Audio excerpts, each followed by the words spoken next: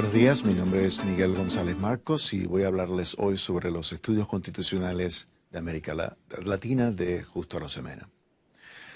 Como se sabe, el profesor Stolais, quien fuese director del Max Planck Institute, incluyó a Arosemena como uno de los grandes juristas en el diccionario biográfico que publicó en la parte final del siglo XX. Allí incluyó a Arosemena al lado de juristas como Francis Bacon, Solon y Curro, los grandes reformadores, entre otras cosas. Una de las razones por las cuales Arosemena fue incluido en ese diccionario biográfico fue, desde luego, por sus trabajos de iniciativas de políticas, reformas constitucionales que hizo en Colombia y Panamá durante el siglo XIX. Como se sabe, fue uno de los principales artífices de la Constitución de Río Negro de 1853. Aquí se puede ver la mesa de la convención, que está en el museo, y a la izquierda el retrato de Justo Arosemena. Pero yo quiero enfatizar hoy que quizás una de las razones más importantes por las cuales Arosemena fue incluido en ese diccionario biográfico como uno de los grandes juristas de todos los tiempos fue precisamente por la obra Estudios Constitucionales sobre los gobiernos de América Latina. En esa obra, Arosemena, esa obra que fue publicada en 1870, la primera edición, tuvo dos ediciones más, del 78-88, sin grandes variaciones.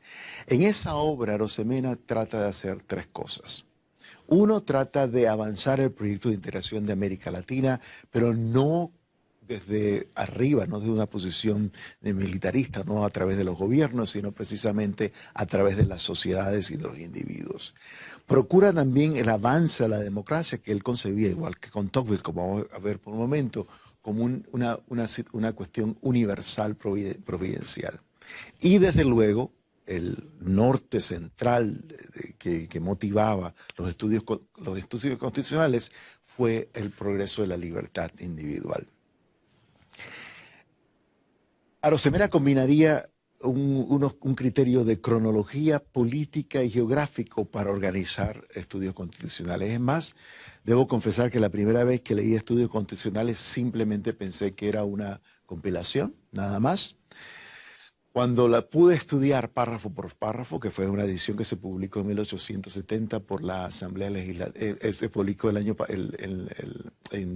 siglo XX por la Asamblea Legislativa, cuando la pude estudiar párrafo por párrafo me di cuenta de que Arosemena había organizado esos países a partir de esos criterios de geografía y cronología política. Él creía que un orden social básico, por ejemplo, era la monarquía absoluta, en el sentido de que fue la primera vez que se organizó el orden en una sociedad, no necesariamente en un estadio avanzado de civilización, pero por eso es que empieza con la monarquía brasileña, por eso es que luego continúa con la oligarquía chilena, y la obra termina con dos federaciones, uno que existió, que las federaciones de Colombia y Venezuela, y terminaría con el análisis de Haití y la República Dominicana. ¿Por qué? Porque esos dos países podían ser una alianza franco-hispana. Arosemena utilizaría un modelo normativo para el análisis en el cual parte como esquema de la democracia constitucional. Como veremos más adelante, no lo hace de manera doctrinaria, no lo hace de manera deductiva, pero sí inicia con un modelo de democracia constitucional para analizar cada país. ¿Cuál es esa democracia constitucional que utiliza para medir o analizar cada país? Bueno, lo clásico de una democracia constitucional, la separación de los poderes, elecciones regulares, todo precisamente para controlar la concentración exorbitante del poder.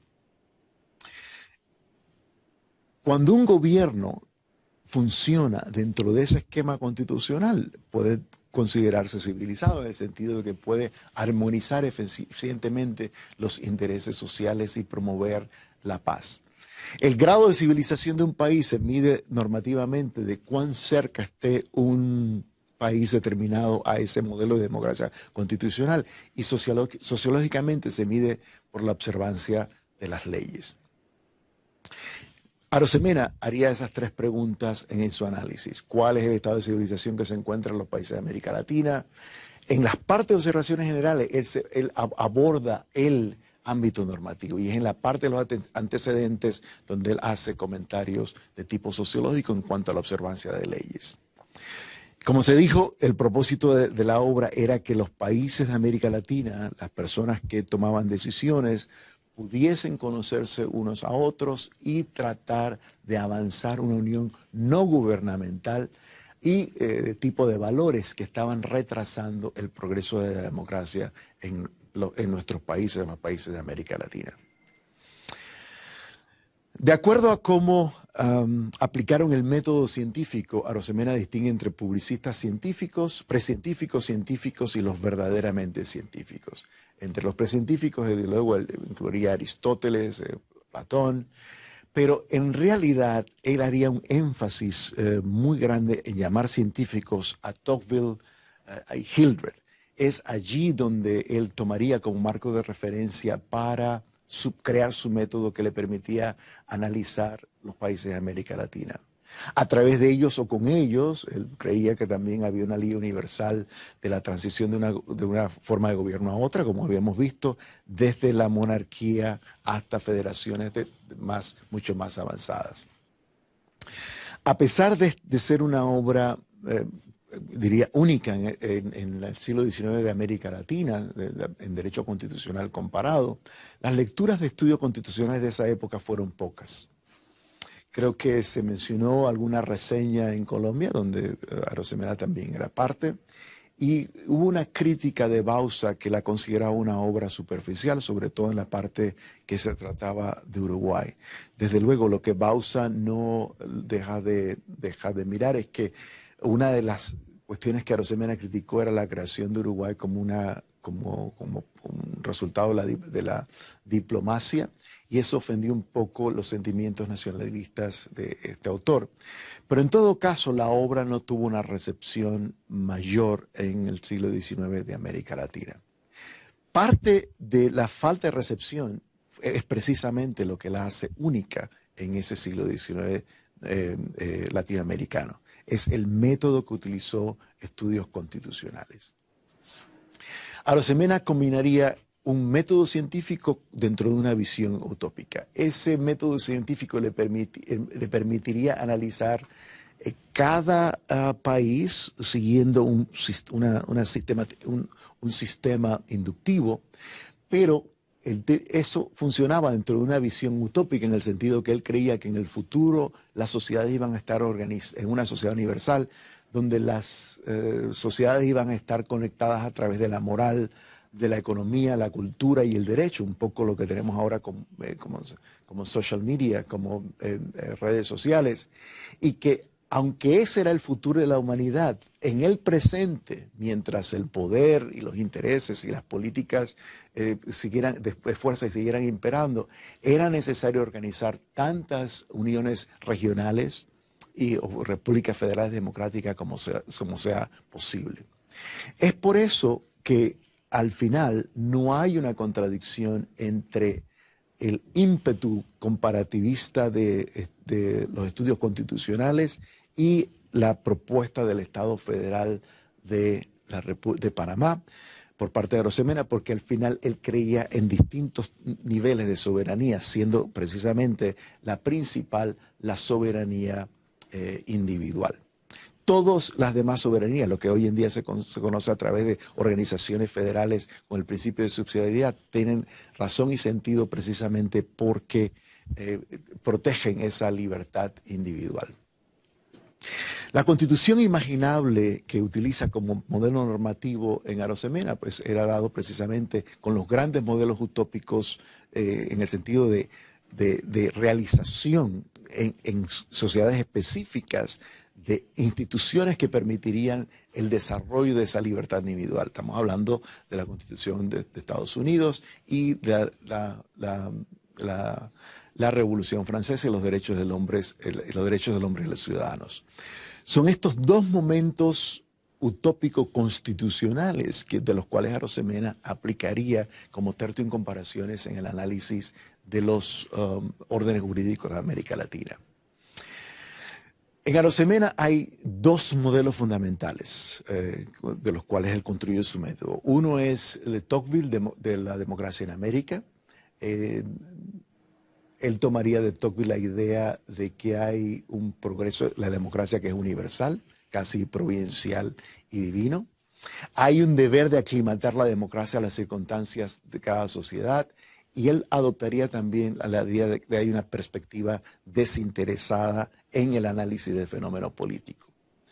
Como él asumió, Arosemena asumió la predicción del advenimiento universal de la democracia de Tocqueville, eso le permitía no tener que demostrarlo cuando él hizo análisis de los órdenes jurídicos.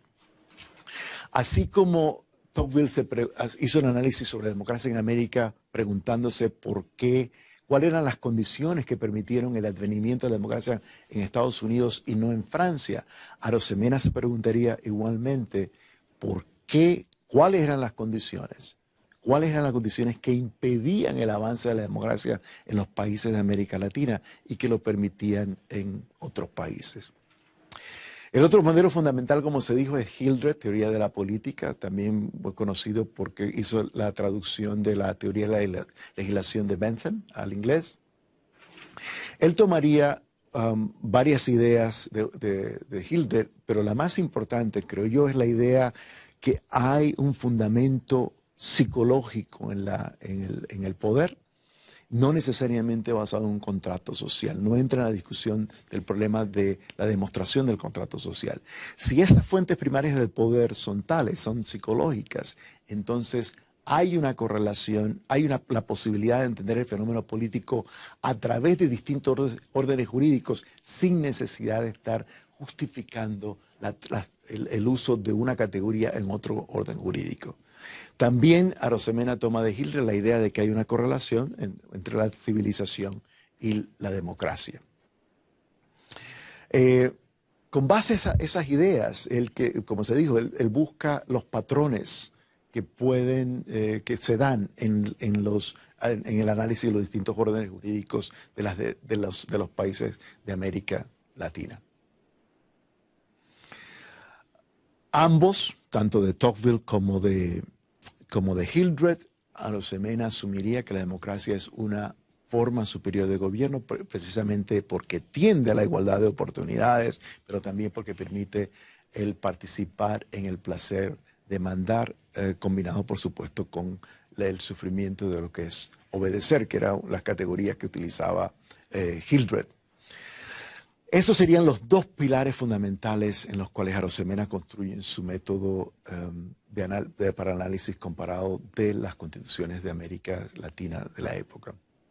Hay, sin embargo, tres modelos adicionales significativos. Uno de ellos es John Stuart Mill.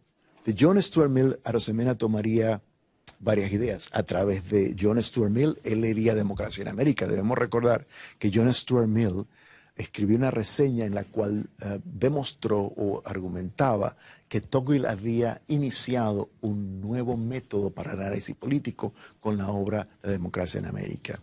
De mayor importancia, él tomaría de John Stuart Mill la idea que hay estadios civilizatorios que cada sociedad debe admitir, debe promover las instituciones de acuerdo a ese estado civilizatorio, y que si bien es cierto que se debe a veces promover reformas que están muy de avanzados, son muy progresivas, eso debe hacerse con mucho cuidado precisamente como proyectos para el futuro.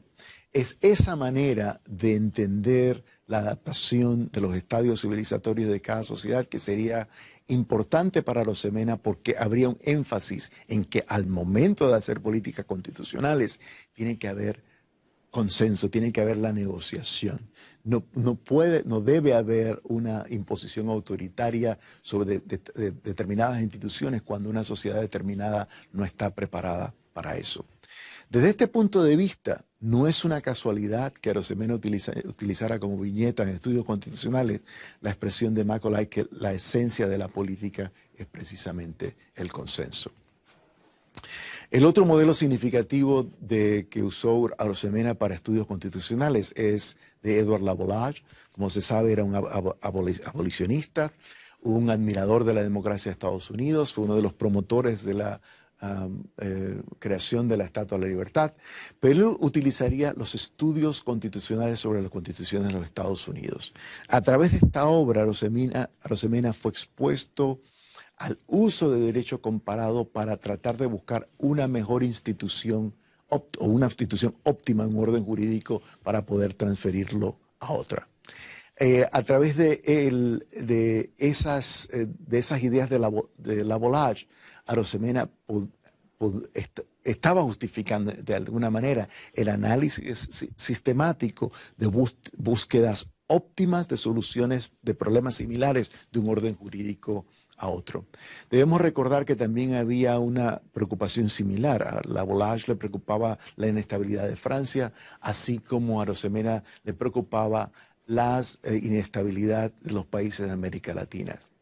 Es interesante que para él entonces había categorías transnacionales, podía hacer predicciones institucionales, aunque a veces tenía observaciones muy asociativas utilizando el derecho comparado constitucional como lo había usado Lavolage. Es impresionante encontrar, por ejemplo, que cuando Arosemena hace el análisis de la reelección del presidente o del ejecutivo, quien ocupa el ejecutivo en Estados Unidos, dice que en algún momento también prohibirá la reelección del presidente en los Estados Unidos, como efectivamente fue hecho en la época de los 50. Arosemena también usaría o estaría expuesto a la obra de Manuel Colmero, que también fue una inspiración para ese trabajo que hizo. Manuel Colmero escribió una obra sobre la Hispanoamérica. Claro que el principal aporte, creo yo, que Arosemena tuvo de Colmero es la idea de que se puede utilizar derecho comparado para buscar una integración. En el caso de Colmero, la integración sería dentro de la etnia o de los hispanoamericanos, mientras que para derecho constitucional estaría incluyendo todas las razas y etnias de América Latina. Es más, Arosemena partía de la premisa de que cualquier etnia, cualquier raza, como se llamaba, seguía dominando en el siglo XIX, era capaz de aprender la cultura o adoptar la cultura de las normas democráticas. Como se ve, fue a través de estos modelos que la obra Estudios Constitucionales, como se dijo, que fue publicada por primera vez en 1870, con 2 ediciones más, el 78 y el 88, logra participar en el forjamiento y en la emergencia del derecho comparado constitucional. Él asumía que había una serie de categorías que son transnacionales, había un discurso constitucional transnacional que podía trasladarse de un país a otro, y es precisamente esa capacidad de transferencia de categorías en derecho constitucional que se llega a hablar incluso de un derecho constitucional internacional y que también permite luego el cultivo de un discurso de los derechos humanos. Ese bricolaje que utilizó Arosemena para construir su método inductivo para el análisis de los países de América Latina es lo que lo haría único en el siglo XIX de América Latina. No hay otra obra como esa de esa época. Pero hay más. Una comparación de estudios constitucionales con otra época, con obras publicadas en esa época, llega a la conclusión de que Arosemena está muy cerca de los estándares actuales o contemporáneos de cuando se considera que se está haciendo derecho comparado. Y es que, como se sabe, derecho comparado madura cuando se da esa emergencia. Pero veamos algunas de esas obras.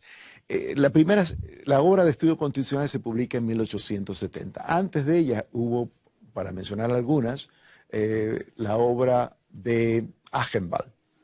Ella ya incluía países europeos. Hago la salvedad de que luego derecho comparado, cierta forma de comparación, siempre se ha cultivado, desde Aristóteles a Montesquieu. Pero estamos hablando de compilaciones u obras de derecho comparado específicamente para trabajos de legislación, sobre todo en la época de la conciliación de los estados modernos. Está la obra de Achenbach, que hablaba de las constituciones europeas de 1749. Está la obra de Johann Heinrich Gottlieb von Justiz, que comparaba no solamente los países europeos, sino también con los supuestamente asiáticos y supuestamente bárbaros. Recordemos que también en el ímpetus de la comparación puede también haber un proyecto de carácter imperial o de colonización. Está la obra de Lacroix de 1800. Ya empezaron a haber compilaciones más específicas para proyectos de reforma constitucional, sobre todo en Francia. Incluso Politz llega a mencionar que él tenía planeado incluir algunas constituciones de América Latina en unas futuras ediciones de esa obra.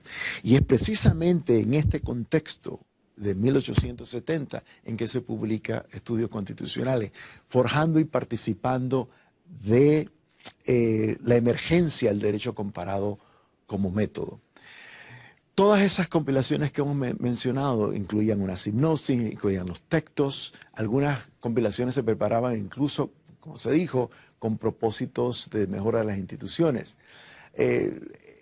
Estudios Constitucionales no fue el primero de hacer todo esto. Sin embargo, lo peculiar, lo novedoso, el novum de Estudios Constitucionales fue hacerlo utilizando ese método a través de ese bricolaje, ese método inductivo que hace el análisis precisamente muy cercano a los estándares comparados que se hace, a los estados contemporáneos en los que se hace derecho comparado. Arosemena comparte con todas esas obras, de luego, la idea de que hay una sociedad, un derecho común a través de las sociedades. Pero es ese método, ese bricolaje que permite decir que el estudio constitucional llega a la madurez de enfatizar, de reconocer que derecho comparado es solamente un método. Es en ese momento en que hay precisamente o emerge el derecho comparado como tal, el que conocemos hoy en día. Así que Estudios Constitucionales contribuye y es parte de esa emergencia del derecho comparado universal. En este caso estamos hablando, por supuesto, de la tradición europea. Eso sería fue mi conclusión en los estudios de los años 90 que hice sobre los estudios constitucionales. Si yo tuviera que continuar la investigación de Justo Arosemena o de estudios constitucionales hoy en día, habría ciertas ideas pendientes que me gustaría analizar. Uno es la propia idea de América Latina y la idea de raza.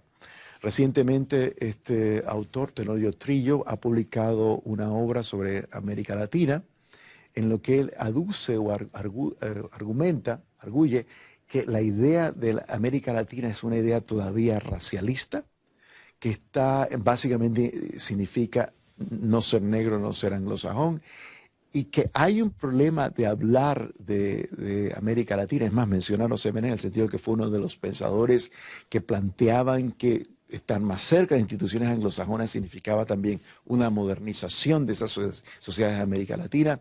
Y también está la cuestión pendiente de que cuando se habla de América Latina, desde esa perspectiva europea o llamada universal, todavía se está creando una identidad para el otro.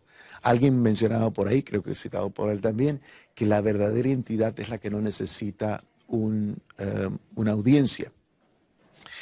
El otro aspecto que a mí me gustaría investigar, si tuviera que hacer la investigación, continuar la investigación sobre estudios constitucionales hoy en día, es dónde estamos con el método de derecho comparado. Desde luego, cuando se parte de la idea de que hay patrones, que hay narrativas, cuando se parte de que se hace un análisis sistemático funcional para poder hacer transferencias de instituciones de un lugar a otro, eso asume de que puede haber una transferencia. Hay una corriente, sin embargo, llamada expresionista, que asume que cada sociedad, el derecho es una expresión cultural única de cada sociedad y eso no es transferible. Aunque vale la salvedad que Arosemena, cuando enfatizaba el uso de derecho comparado para aprender unos de otros, él mencionaba explícitamente que se debía hacer solamente en aquello en que no era único a cada sociedad. O sea, que podría incluso verse como atendiendo a ciertas consideraciones expresionistas, estudios constitucionales hoy en día. El otro tema interesante relacionado con el problema de desarrollo del método es el problema de las compilaciones y el data. Estamos hablando de la Internet de las cosas, del hecho de la libertad individual, inteligencia artificial. La gran pregunta sería para mí, ¿cuáles esas novedades de hoy en día transformarían o estarían transformando? Tiene que tomar en cuenta la manera en que nosotros hacemos hoy en día derechos comparados. Finalmente, me interesaría analizar hoy en día el problema del liberalismo como utopía y la ilustración. Como se dijo, Arosemena tenía un método inductivo, pero también tenía una concepción utópica. Esa concepción utópica no es la concepción de una sociedad ideal, sino es la utopía de la ilustración, la idea de que hay soluciones entre lo posible y lo imposible para lograr progreso. Como se sabe, hoy en día hay un ataque frontal a las ideas de la ilustración. Se habla de hechos alternativos, se habla de una vuelta a esas paredes nacionalistas. Muchos se consideran que incluso el propio proyecto del progreso de la ilustración está en juego o está bajo fuerte criticismo. Recientemente el psicólogo Steven Pinker publica un libro llamado La Ilustración Ahora, donde él presenta precisamente una defensa de las ideas de la ilustración, que tiene que seguir siendo válida la razón, la evidencia científica, que no se deben aceptar verdades apoyadas por razones místicas, religiosas o autoritarias, que esa razón, ese entendimiento del mundo puede irse refinando y que desde luego la ciencia tiene que ir unida a un proyecto humanista de mejoramiento del ser humano. Ese proyecto de